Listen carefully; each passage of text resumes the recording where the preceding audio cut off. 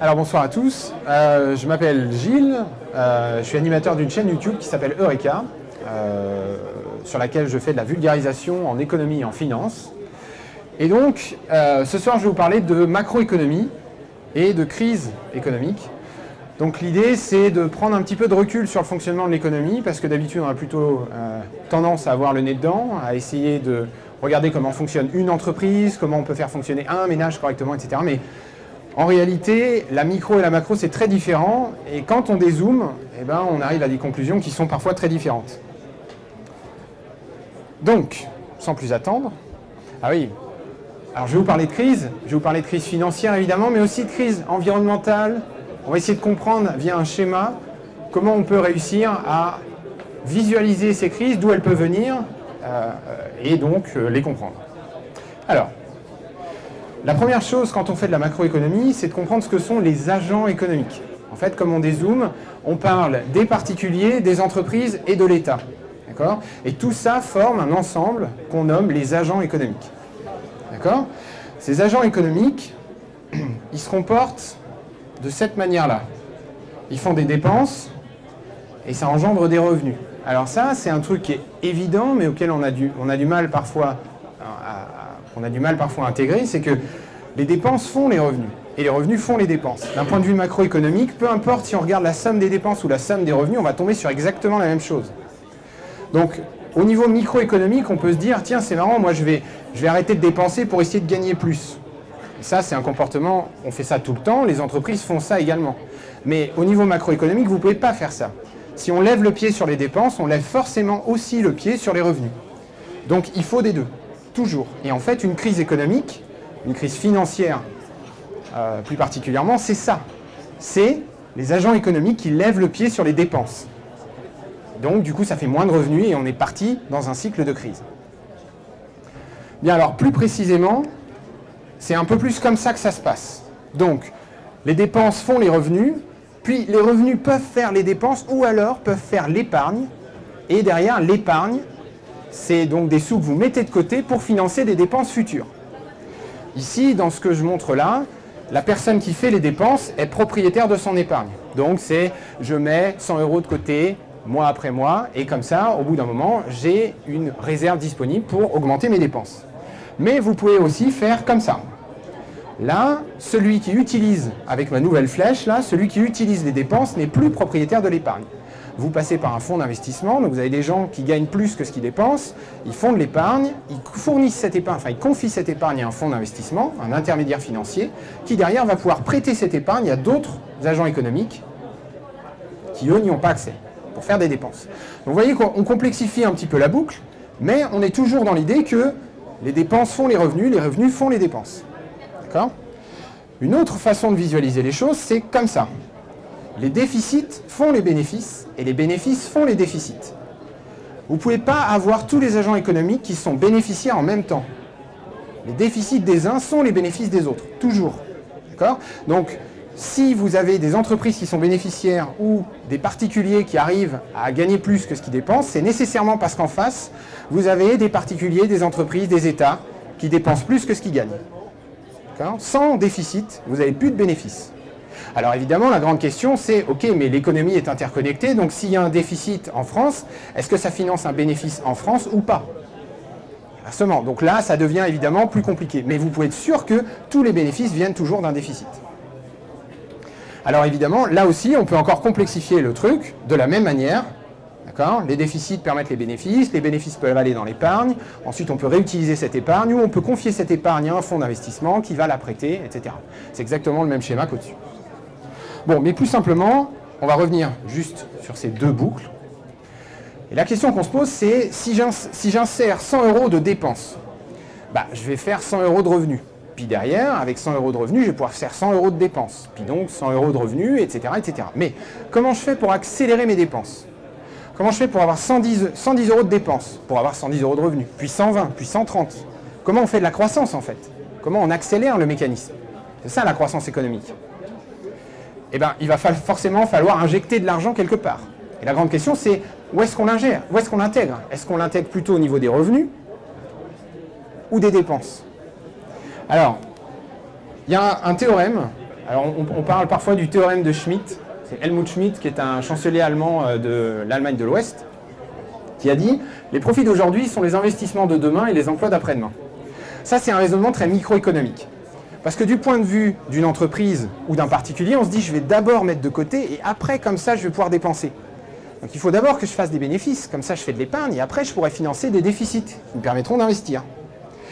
Sauf que, eh ben, c'est pas comme ça que ça marche.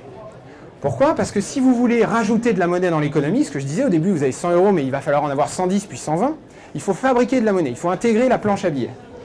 Et la planche à billets, eh ben, elle finance les dépenses et les déficits. Elle ne finance pas les revenus, ça n'a pas de sens de financer un revenu d'ailleurs. On finance une dépense qui permet un revenu. D'accord? Cette planche à billets, elle est contrôlée par les banques commerciales, les banques de dépôt. Alors on a souvent tendance à croire qu'elle est contrôlée par la Banque centrale, c'est vrai, la Banque centrale a une planche à billets, mais en réalité, la principale planche à billets de l'économie, ce sont les banques de dépôt, qui font des crédits, qui fabriquent de la monnaie, qui derrière permettent des dépôts. Alors j'ai fait une vidéo sur le sujet, en introduction à cette masterclass, donc je vous invite à aller sur la chaîne, qui s'appelle Eureka, pour regarder cette vidéo, mais je vais essayer quand même de vous parler de cette histoire de création monétaire, parce que c'est vrai que c'est pas forcément très intuitif. On a tendance à croire que c'est pas possible. Ah, et un point que j'oublie, c'est que si on injecte de la monnaie par le crédit bancaire, on la détruit par le remboursement du crédit bancaire. Donc, si vous voulez avoir toujours plus de monnaie qui permet l'accélération de votre moteur économique, il faut toujours que la quantité de crédit surpasse la quantité de remboursement. Et on parle bien de crédit bancaire. C'est tout à fait possible de prêter de l'épargne. Il peut y avoir de la dette qui n'est pas une dette créatrice de monnaie. C'est que la dette bancaire qui est créatrice de monnaie. Alors, comment ça marche cette histoire de création monétaire? Ici, je vous ai fait un petit exemple. Vous avez deux entreprises, A et B, avec une banque. Ils sont tous les deux à la même banque. L'entreprise B possède un vaisseau spatial, Enterprise, que l'entreprise A aimerait bien acquérir pour investir, peu importe. Elle a besoin. OK. Le vaisseau coûte 1 million d'euros, mais personne n'a d'argent sur son compte. Vous voyez que les comptes sont à zéro. Comment ça va marcher? L'entreprise A va faire une promesse de remboursement de 1 million d'euros. C'est-à-dire qu'elle va dire, OK, je promets de rembourser à la banque 1 million d'euros à tel taux d'intérêt d'ici 5 ans. Et derrière, la banque, elle va dire, OK, je promets de te donner 1 million d'euros quand tu vas m'en faire la demande. C'est ça que ça veut dire d'avoir 1 million d'euros sur son compte en banque. Ça ne veut pas dire qu'on les a, ça veut dire que la banque promet de nous les donner quand on les demandera. D'accord? Pour l'instant, la banque a juste fait une promesse. Elle n'a pas eu besoin d'aller trouver les 1 million d'euros. Elle les a promis simplement. Comment on fait pour les demander ces 1 million d'euros? Comment l'entreprise A fait pour réclamer ce million d'euros? Eh bien, elle doit aller au distributeur de billets. Bon, évidemment, la grande majorité d'entre nous, on ne fait pas ça, on ne va pas au distributeur de billets. Si l'entreprise y allait, au distributeur de billets, là, la banque se dirait, OK, bon, il faut que je les trouve, les 1 million d'euros maintenant. Alors, je vais aller voir la banque centrale qui doit me les imprimer, etc. Ça devient compliqué. Mais tant qu'on ne passe pas à la banque centrale, tant qu'on ne va pas au distributeur de billets, il n'y a a priori pas besoin d'inclure la banque centrale dans ce qui se passe. Donc là, maintenant, que va faire l'entreprise A? Eh bien, elle va simplement transférer sa promesse sur le compte de l'entreprise B. Et donc, la promesse qui était faite à l'entreprise A est maintenant faite à l'entreprise B. Et maintenant, la banque espère que l'entreprise B n'ira pas au distributeur de billets retirer le million d'euros. Et en vérité, ce n'est pas ce qui va se passer. L'entreprise B, elle va continuer de transférer cette promesse. Et la promesse va bouger comme ça. Sauf que ici, vous voyez que le vaisseau spatial, il a changé de propriétaire. Donc, le transfert de cette promesse a permis de financer l'économie. Il y a bien une transaction qui a été faite. Et donc, parce qu'elle a créé une promesse, la banque a en fait créé de la monnaie. C'est ce qu'on appelle la monnaie scripturale. C'est la monnaie qui est inscrite sur vos comptes en banque. C'est celle qu'on utilise tous les agents économiques. D'accord? Donc, en réalité, les banques créent de la monnaie. Alors, je me demande si je vais un peu plus dans le détail. C'est-à-dire, on pourrait se poser la question, oui, mais qu'est-ce qui se passe s'il y a deux banques? D'accord? Si mon entreprise A, elle est dans une banque, et mon entreprise B dans une autre banque. Et là, on commence à avoir un truc un peu plus compliqué. Effectivement, on est obligé d'intégrer la banque centrale dans la problématique. Mais je vais passer un peu rapidement là-dessus parce que y a la vidéo. Donc, allez voir la vidéo. C'est bien expliqué avec des animations. Vous allez pouvoir comprendre. Je vais simplement aller à la conclusion de ce qui se passe. Alors, la conclusion, c'est que les banques peuvent faire autant de promesses qu'elles le souhaitent. Et tant que les promesses circulent à l'intérieur de la banque, ça ne pose pas de problème. Ça commence à poser des problèmes quand les promesses veulent être transférées d'une banque à l'autre. Là, il commence à y avoir un truc un peu plus compliqué. Alors, ce qui se passe, c'est qu'en gros, vous avez des promesses entrantes et des promesses sortantes. D'accord ? Donc, les banques font des promesses, qui sont des crédits, mais aussi, il y a des tas de promesses qui sont déjà faites, qui ont circulé, qui sont rentrées dans la banque, qui viennent d'ailleurs, en fait. Et toutes ces promesses peuvent rentrer ou sortir, au fur et à mesure des paiements, des virements qu'on fait dans la vie de tous les jours. Et donc, une banque classique va avoir des promesses entrantes, des promesses sortantes. Eh bien, c'est uniquement le différentiel qui doit être emprunté à la banque centrale. D'accord ? Donc là, ici, ma banque, dans mon exemple, elle a trop de promesses sortantes par rapport aux promesses entrantes. Donc elle doit s'endetter auprès de la banque centrale, c'est mon petit rectangle orange. Et derrière, elle obtient un compte en banque crédité en monnaie centrale et elle peut envoyer cette monnaie centrale vers la banque qui, elle, est bénéficiaire. Et si c'est donc l'inverse, c'est-à-dire que là, il y a plus de promesses entrantes que de sortantes, eh bien la banque reçoit une promesse de la banque centrale. Mais c'est uniquement le différentiel. C'est pour ça qu'une grande partie de la monnaie est en fait créée par les banques de dépôt et que la Banque centrale intervient relativement peu dans ce processus de création monétaire. Bien. Alors, maintenant que je vous ai dit ça, la question c'est comment ça impacte l'économie d'une manière générale. Alors j'oublie un dernier point, c'est qu'il y a aussi une destruction monétaire. D'accord ? Quand vous remboursez un crédit, vous détruisez de la monnaie. Alors pourquoi ça? On peut l'expliquer très rapidement. Vous voyez ici mon entreprise A, elle a fait une promesse de remboursement de 1 million d'euros. Elle est en train d'essayer de rembourser. Alors qu'est-ce qu'elle fait? Elle va chercher à accumuler des promesses sur son compte en banque pour arriver jusqu'aux 1 million d'euros qu'elle doit rembourser. Donc pour l'instant, elle n'a que 100 000.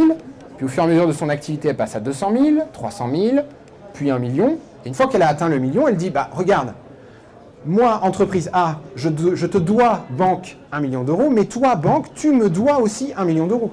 C'est ça qui est sur son compte en banque, c'est une promesse. Donc qu'est-ce qu'on fait? On détruit les promesses. Et le compte tombe à zéro, la promesse de remboursement disparaît, et donc la monnaie a disparu, en même temps que le crédit, enfin le contrat de prêt. D'accord? Donc voilà comment la monnaie est créée, détruite. Alors qu'est-ce que ça veut dire au niveau de notre économie? Voilà comment le schéma démarre. Donc en haut à droite, vous avez les banques qui font des promesses. Ça injecte de la monnaie dans le système. D'accord? Ensuite, cette monnaie sert à financer des dépenses, qui font des revenus, qui font en partie des dépenses, qui vont permettre en partie de rembourser, qui vont ensuite aller dans l'épargne, épargne qui peut être derrière utilisée par vous, par ceux qui sont propriétaires de cette épargne, les agents économiques, ou qui peut être confiée à un intermédiaire, un fonds d'investissement, qui derrière va reprêter tout ça à d'autres agents économiques qui veulent dépenser. D'accord? Et donc vous avez une boucle. Okay? Au niveau des dépenses et des revenus, c'est ça le moteur de l'économie. D'accord? Donc vous avez un moteur de l'économie ici, qui est le marché du neuf, qui va permettre de fabriquer des richesses et de les empiler. D'accord? Donc le moteur de l'économie, donc les entreprises vont fabriquer des richesses qu'elles vont vendre. Donc c'est tout mon circuit de revenus, dépenses, revenus, dépenses. D'accord? Ces richesses-là, qu'est-ce que c'est? C'est des nouvelles voitures, des nouveaux téléphones, des nouvelles maisons, des nouveaux habits, plein de nouvelles choses. Et ces nouvelles choses, on va les entasser dans un stock de richesses, d'accord, qui va augmenter d'année en année. Quand on mesure le PIB, on mesure le flux de richesses apporté à la pile existante. On ne mesure pas la pile, la taille de la pile, on mesure ce qui arrive sur la pile. Et donc quand on parle de croissance économique, ce qu'on veut, c'est que la quantité de richesses ajoutée à la pile augmente d'année en année. On ajoute 100, puis on ajoute 110, puis on ajoute 120, etc. etc. Okay? C'est ça la croissance économique. Okay? On ne mesure pas la taille de la pile en général, c'est trop compliqué. Ensuite, cette pile de richesses, les économistes vont appeler ça du capital.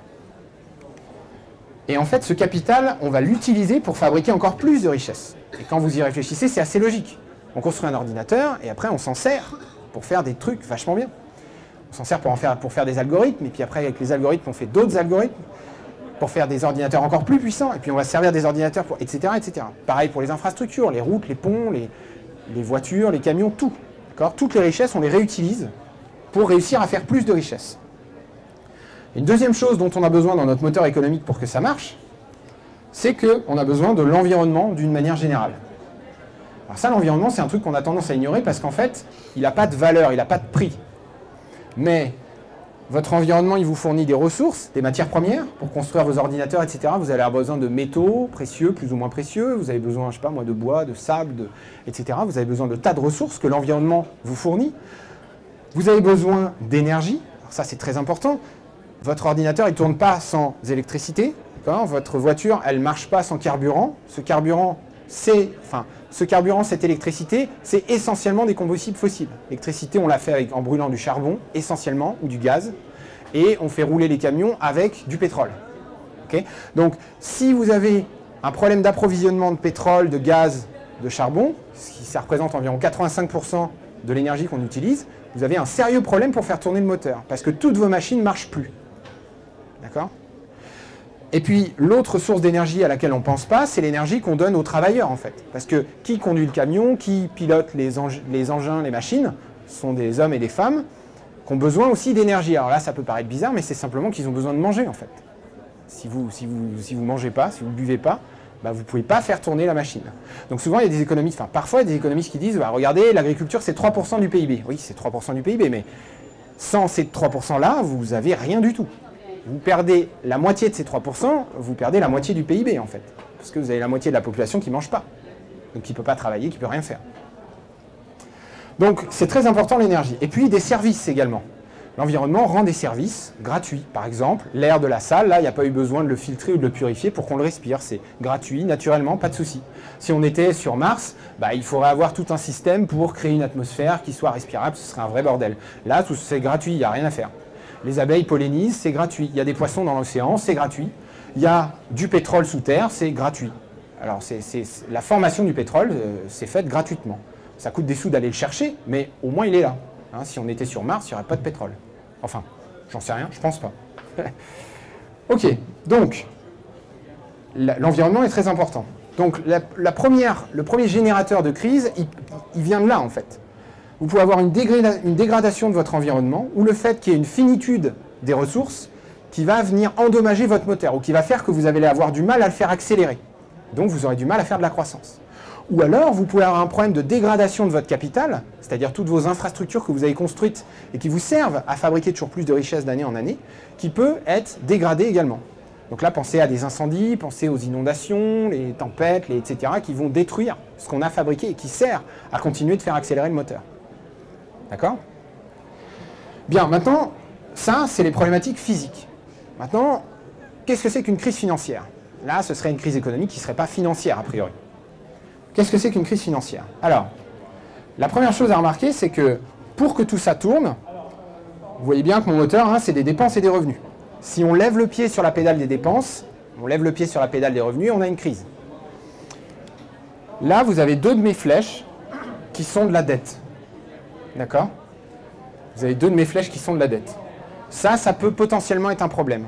Parce que si jamais les fonds d'investissement ou les banques décident qu'elles veulent arrêter de faire des crédits, pour une raison ou pour une autre, parce qu'au niveau microéconomique, elles se disent c'est bizarre, ceux qui empruntent, c'est ceux qui n'ont vraiment pas de sous et on a peur qu'ils ne remboursent pas. Donc, on va arrêter de leur prêter.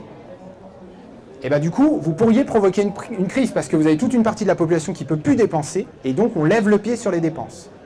Ça, c'est un problème d'inégalité.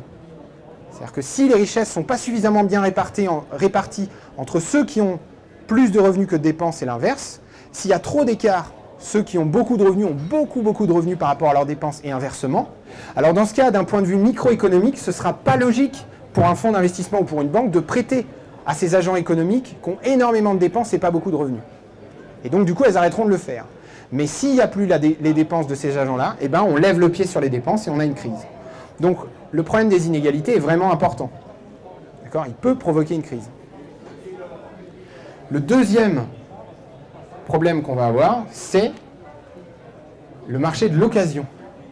Alors, on a fabriqué plein de richesses et on est assis dessus.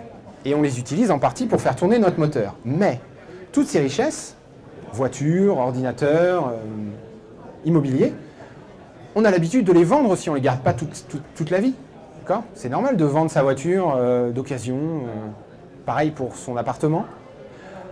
Donc du coup, on a besoin de monnaie aussi dans ce marché de l'occasion-là. Il faut réussir à le connecter à toute cette boucle de monnaie qui circule. Et là, on va potentiellement avoir un problème. Pourquoi ? Parce que sur le marché de l'occasion, normalement, tout perd de la valeur. Si j'achète une chemise et que je veux la revendre d'occasion, je vais la revendre moins cher. Pareil pour une voiture, pareil pour mon ordinateur, pareil pour tout, sauf... Alors les œuvres d'art, je mets un peu de côté, l'immobilier et les produits financiers. Alors, c'est un produit financier neuf, c'est quoi? C'est l'entreprise émet une action, donc vous achetez cette action, vous financez l'entreprise en direct, et derrière, l'action, eh ben, elle va continuer sa vie, elle va s'échanger entre les acteurs financiers. À partir de là, elle est sur le marché de l'occasion. Pareil pour de la dette, quand vous achetez une obligation d'État au moment de l'émission, vous financez l'État. Mais après, l'obligation peut se revendre, s'acheter et se revendre. Donc là, elle a une vie aussi sur le marché de l'occasion. Et principalement les actions, alors un petit peu les obligations, mais surtout les actions, peuvent prendre énormément de valeur par rapport au prix initial, c'est-à-dire par rapport à ce qui a réellement financé l'entreprise. Okay? Et c'est normal, parce que l'entreprise, elle a sa vie, elle augmente son chiffre d'affaires, elle augmente ses bénéfices, etc. Pour l'immobilier, c'est un peu plus tricky quand même, de justifier la prise de valeur de l'immobilier, mais bon, ok. Mais l'immobilier prend aussi de la valeur. Et donc le problème, c'est que ces marchés des actions et ce marché de l'immobilier va consommer de la monnaie. D'accord? Et le truc, c'est qu'on ne voudrait pas qu'ils se mettent à consommer trop de monnaie par rapport au moteur de l'économie, par rapport au marché du neuf. Sinon, on se retrouve à avoir un problème de spéculation. Alors, toute la question, c'est comment on va connecter, comment on va câbler le marché de l'occasion par rapport au marché du neuf. Ici, la manière dont je l'ai câblé, ce serait une méthode peut-être pas trop mal, où la planche à promesse, là, la planche à billets, elle finance uniquement le marché du neuf. Et ensuite, quand ça sort du marché du neuf, ça peut faire tout un tour et arriver dans le marché de l'occasion. Mais la création monétaire ne finance pas en direct l'augmentation des prix de l'immobilier ou des prix des actions. D'accord? Il faut absolument faire tourner le moteur, faire du PIB, créer des richesses, pour qu'ensuite les entreprises prennent de la valeur ou que l'immobilier prenne de la valeur. Sauf que ce n'est pas comme ça que c'est connecté comme ça. Et là, vous avez un problème qui peut être que les acteurs économiques, pour des décisions micro, parce qu'ils ont l'impression qu'ils vont gagner plus de sous sur ce marché de l'occasion que sur le marché du neuf, vont décider de concentrer leurs efforts sur ce marché-là. Et vous allez avoir un truc qui ressemble à ça. Alors, c'est de la spéculation, et donc ça va ressembler à ça. Il y a une bulle, et je vais y arriver. Voilà. Donc, vous voyez mes flèches, là. Tout passe par le marché de l'occasion, mais finalement, le marché du neuf, il est un petit peu délaissé. Okay? Alors, qu'est-ce qui se passe? Le PIB continue d'augmenter, il y a de la croissance, mais il n'augmente pas très vite. 1%, 2% par an. Alors que par contre, le marché des actions et le marché de l'immobilier, lui, prend 10% par an. Alors évidemment, tout le monde veut aller là-dedans. Mais du coup, ça, c'est la création d'une bulle. C'est-à-dire que la valeur des actifs sur le marché de l'occasion n'a plus rien à voir avec la richesse qu'on arrive à fabriquer avec le PIB. Et là, théoriquement, alors là, a priori, ça peut tourner indéfiniment. D'accord? Parce qu'on a une planche à billets ici. Donc on peut en faire tant qu'on veut de la monnaie pour financer l'immobilier, pour financer les actions. Le problème, c'est encore une fois les décisions microéconomiques. C'est-à-dire qu'au bout d'un moment, les intermédiaires qui sont là, alors soit les gens qui ont de l'épargne et qui décident d'investir sur le marché de l'occasion, soit les intermédiaires financiers, les fonds qui eux aussi investissent sur le marché de l'occasion, soit les banques qui financent des gens qui investissent sur le marché de l'occasion, commencent à se dire c'est pas possible. C'est trop décorrélé, il y a un problème. Le PIB est beaucoup trop bas par rapport au prix des actifs immobiliers financiers. Donc, je vais arrêter de financer. Parce que je sens que peut-être je ne vais pas être remboursé, là il y a un truc. Et ça c'est très difficile à prévoir, on ne sait jamais quand va venir cette bascule. Mais il y a quand même beaucoup de chances pour qu'elle finisse par arriver, même si techniquement elle pourrait continuer indéfiniment. Et donc, ça va se transformer en ça. C'est-à-dire que là du coup, tout le monde se met à se dire « Ouh là là, je ne sais pas ce qui se passe, la bulle, elle a arrêté de grossir, maintenant les prix sont en train de baisser partout. » Je perds de l'argent, je veux vendre, mais j'arrive pas à vendre parce qu'il y a très peu d'achats en face. Hein. Vous ne pouvez pas vendre plus que la quantité de gens qui se portent acheteurs en face. Si vous n'avez pas d'acheteurs, vous ne pouvez pas avoir beaucoup de vendeurs. Donc vous avez des gens qui veulent vendre, enfin des agents économiques qui veulent vendre mais qui n'y arrivent pas. Du coup ils paniquent, ils voient que les prix baissent, ils se disent qu'est-ce que je vais faire puisque j'arrive plus, j'ai l'impression que je perds de l'argent sur le marché de l'occasion, je vais lever le pied sur toutes mes dépenses.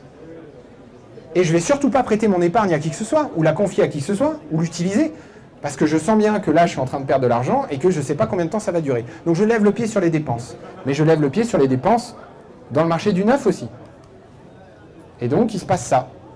Et là, voilà comment une bulle spéculative, quand elle se retourne, provoque une crise économique au niveau du moteur de l'économie. Et là, nouvelle chose qui va se produire aussi, c'est que vous allez voir un truc comme ça arriver. C'est-à-dire que les gens vont essayer d'utiliser, enfin les agents économiques vont utiliser au maximum leur épargne pour essayer de rembourser leur dette. Parce qu'ils vont se dire, on a un problème de la dette, il y a trop de dette. En fait, la dette, c'est de la monnaie. D'accord ? Elle a été mal employée, mal utilisée. Elle a tourné dans le marché de l'occasion au lieu de tourner dans le marché du neuf. Et maintenant, on se dit, OK, il y a trop de dettes, il faut rembourser la dette. Alors, qu'est-ce qu'on fait? On rembourse la dette bancaire, mais qu'est-ce que c'est que ça? Les remboursements bancaires, c'est de la destruction monétaire. Donc, il y a de moins en moins de monnaie dans l'économie. Et si vous avez de moins en moins de monnaie, votre moteur économique, il va tourner de moins en moins bien. C'est pour ça que vous avez une banque centrale en général qui se dit, aïe, aïe, aïe, aïe, aïe, il faut injecter un maximum de monnaie dans le truc, parce que là, on est en train d'en perdre. D'accord? Alors après, la question, c'est où est-ce que vous injectez, pourquoi, etc. Bon. Mais, vous voyez le mécanisme. Il faut que ça revienne à la normale. Donc, ça conclut, alors je ne sais pas comment je suis au niveau du timing, à peu près, ouais, ça va. Ça conclut ma présentation. Vous voyez que vous avez grosso modo deux types de crises okay, qui peuvent impacter l'économie. La crise qui vient de l'extérieur, entre guillemets, du système, c'est-à-dire qui vient à la fois du capital qu'on a accumulé, qui est nécessaire pour continuer la croissance, et de l'environnement, des ressources, de l'énergie, des services fournis par l'environnement, qu'il ne faut surtout pas détruire. Sinon, on se retrouve avec un vrai problème, c'est-à-dire qu'il faut compenser pour ce que l'environnement nous fournissait. Ça coûte des ressources, ça coûte du capital qui ne peut plus être utilisé pour faire accélérer le moteur. Et puis surtout, on ne peut pas forcément faire aussi bien que ce que l'environnement proposait avant. Et puis, vous avez la crise interne, et cette crise interne, elle vient d'un seul problème, c'est le moment où les gens, enfin les agents économiques, décident de lever le pied sur les dépenses.